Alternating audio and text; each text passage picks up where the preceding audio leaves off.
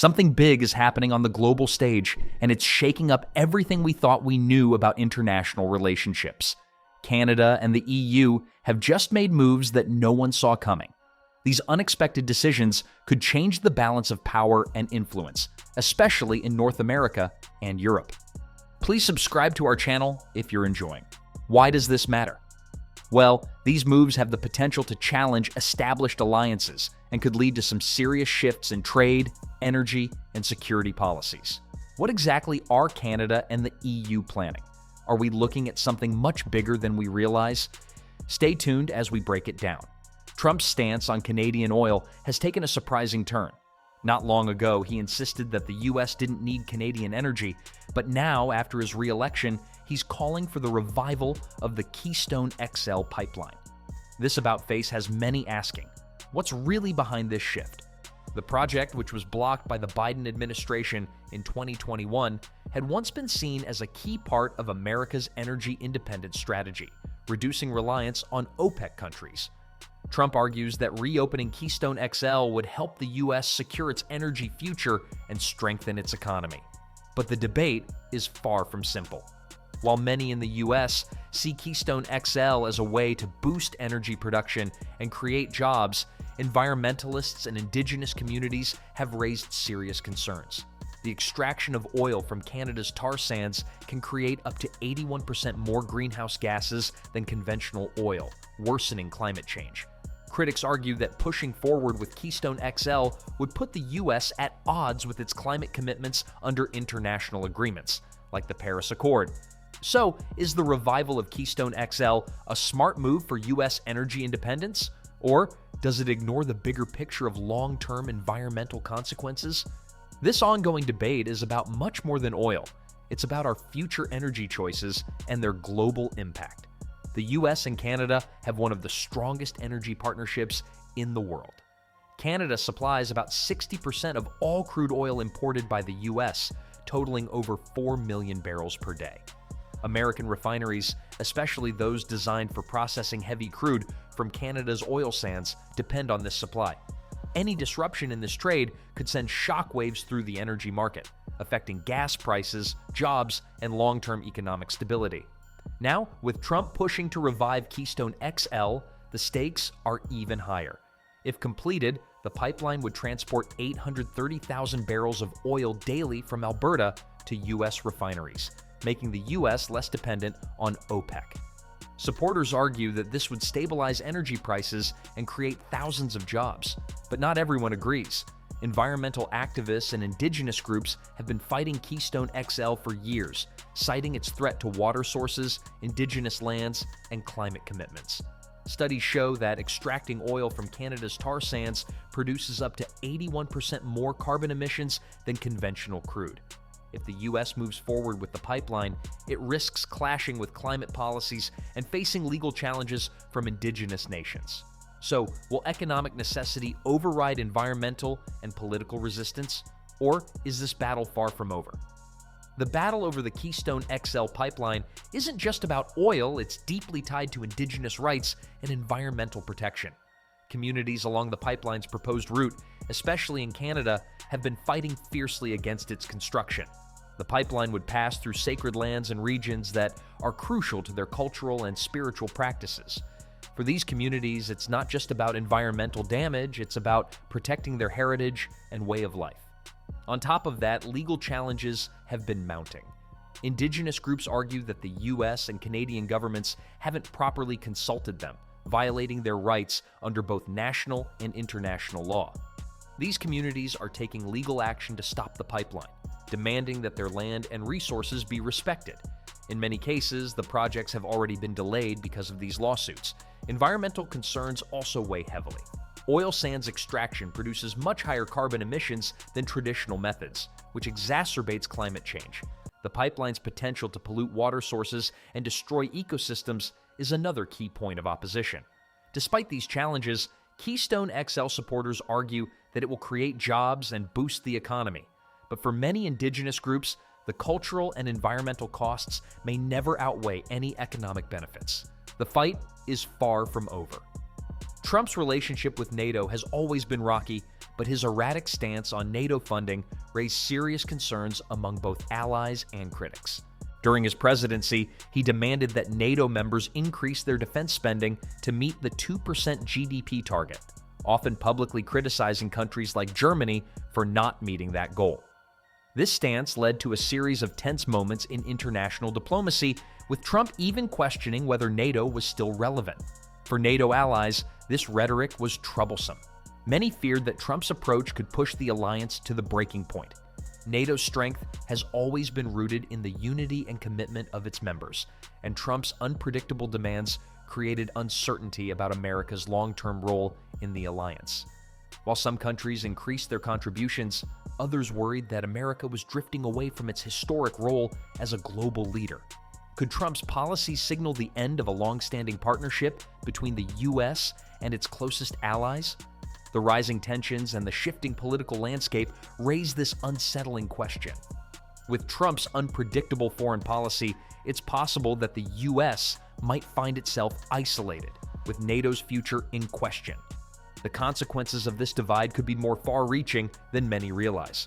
Trump's trade war began with bold moves to impose tariffs on aluminum, steel, and various goods from major trading partners, including the EU, Canada, and Mexico.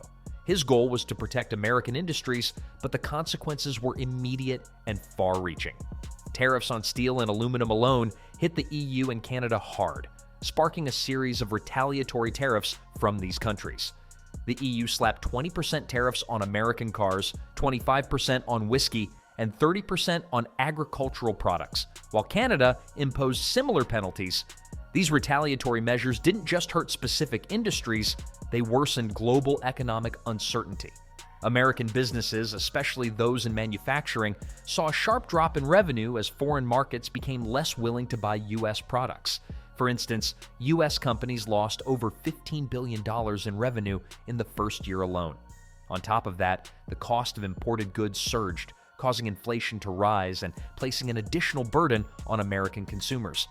The trade war created an unpredictable environment for businesses worldwide, leading to job losses, declining investments, and economic instability. As the U.S. economy teetered, many wondered, would Trump's trade tactics lead to long-term damage, or could relations with global partners be repaired? The fallout from these tariffs continues to fuel economic uncertainty both in the U.S. and abroad. Canada's approach to trade is shifting in a big way. After years of close ties with the U.S., Canada is increasingly strengthening its relationship with the EU. This shift comes as a response to growing uncertainty surrounding U.S. policies, particularly under Trump's administration. As trade wars and tariffs disrupted markets, Canada saw the need to diversify its partnerships to ensure stability.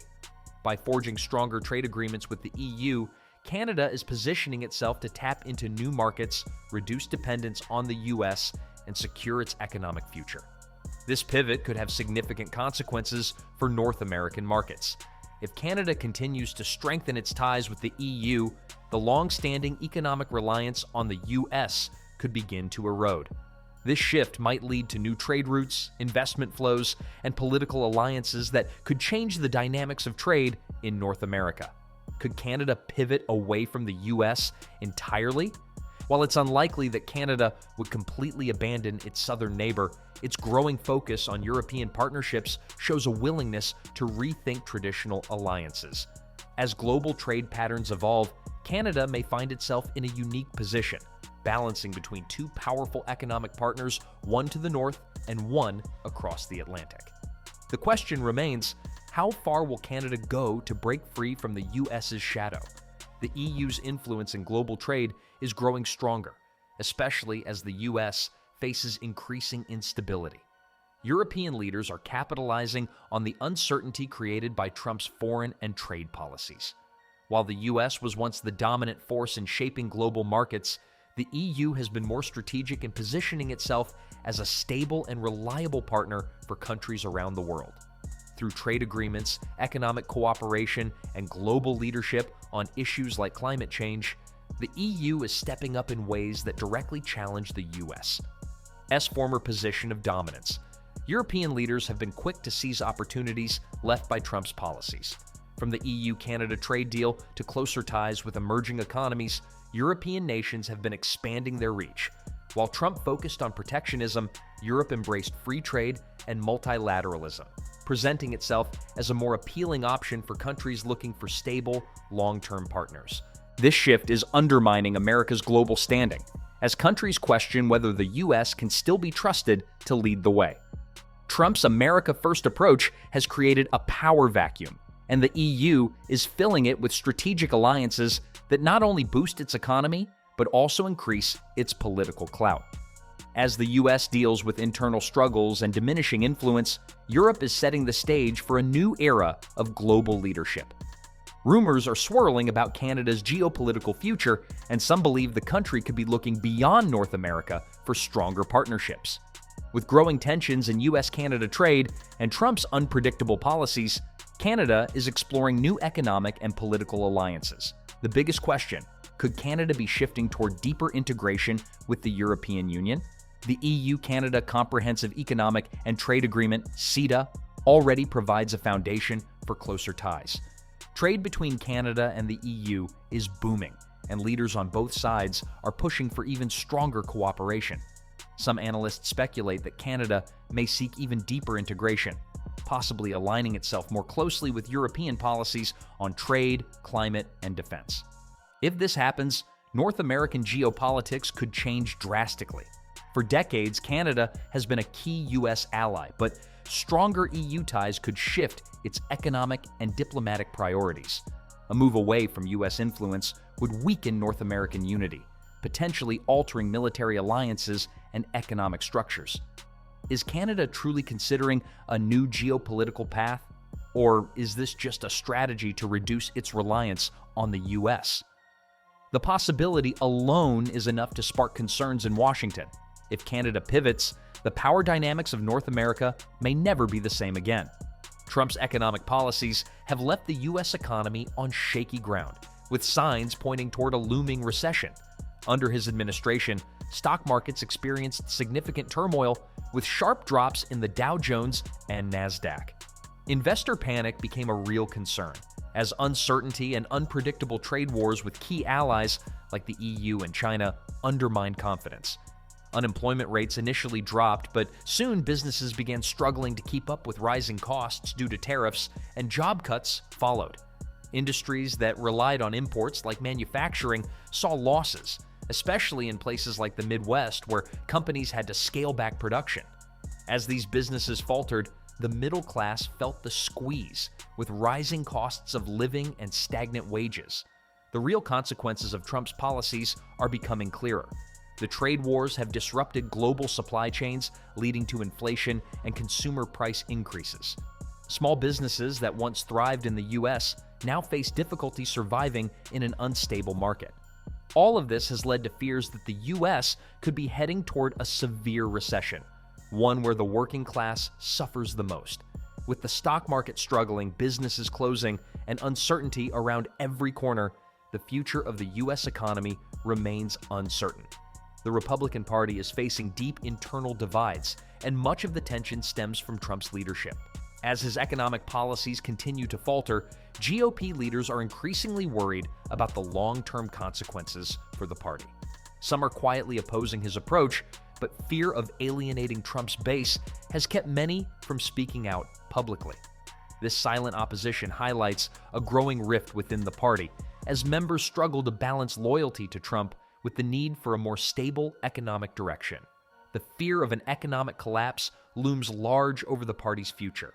With rising inflation, tariffs hurting businesses, and a weakening economy, many Republicans are starting to question whether Trump's policies are ultimately damaging the party's standing in the eyes of voters. The uncertainty is also reflected in the lack of clear leadership within the GOP, as prominent figures hesitate to take a stand against Trump, fearing backlash from his supporters. This growing divide could reshape the next election. If the GOP cannot reconcile its differences and unite behind a clear platform, it risks losing crucial voter support. The party's internal struggle may pave the way for a new political force or open the door for a more moderate Republican leadership to rise, altering the political landscape for years to come. The economic downturn has highlighted a stark reality. billionaires like Elon Musk and Donald Trump seem to thrive during times of crisis. While millions of Americans struggle with rising costs and job losses, Musk's wealth continues to soar, especially as his companies like Tesla and SpaceX benefit from government subsidies and investor speculation. Trump, too, seems to be more insulated from the economic struggles facing the average American, with his businesses continuing to generate profits despite the chaos. Both Musk and Trump have made controversial statements about the economic suffering of ordinary citizens. Musk, for example, suggested that economic hardship might be necessary for long-term prosperity, a sentiment that doesn't align with the reality many Americans are facing. Trump, meanwhile, has often downplayed the impact of his policies on the working class, focusing instead on the successes of corporate America. This growing gap between the ultra-wealthy and everyone else is a direct result of corporate policies that prioritize profits over people. While the wealthiest individuals continue to amass fortunes, workers see their wages stagnate, benefits shrink, and job security disappear. The policies that benefit the richest are widening the wealth inequality gap, leaving millions to suffer while the elite continue to profit. The future of U.S.-Canada relations is at a crossroads, shaped by rising economic tensions and shifting global alliances. For decades, the two countries have shared a close economic partnership, but recent trade disputes, tariffs, and differing political approaches have strained this bond. The key question is whether the U.S. and Canada can find a way to mend these tensions, or if this will mark the beginning of a new chapter in their relationship. One factor complicating this is the growing influence of the EU. As Canada strengthens its ties with Europe, particularly through trade agreements like the Comprehensive Economic and Trade Agreement (CETA), it may begin to pivot away from its historical dependence on the U.S. This shift could force both nations to reconsider their strategies and open the door for Europe to play a larger role in North American economics and diplomacy. The long-term consequences of this changing relationship could be profound.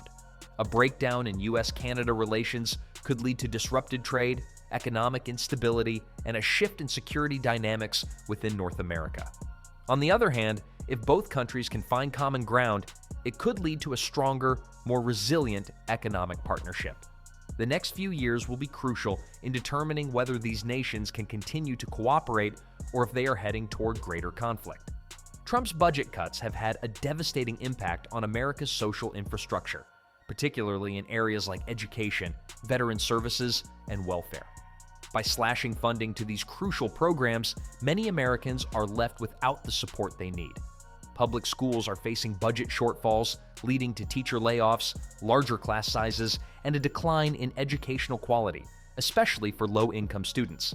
The Department of Veterans Affairs was also hit hard, with staff reductions causing longer wait times and limited access to health care for those who serve the country.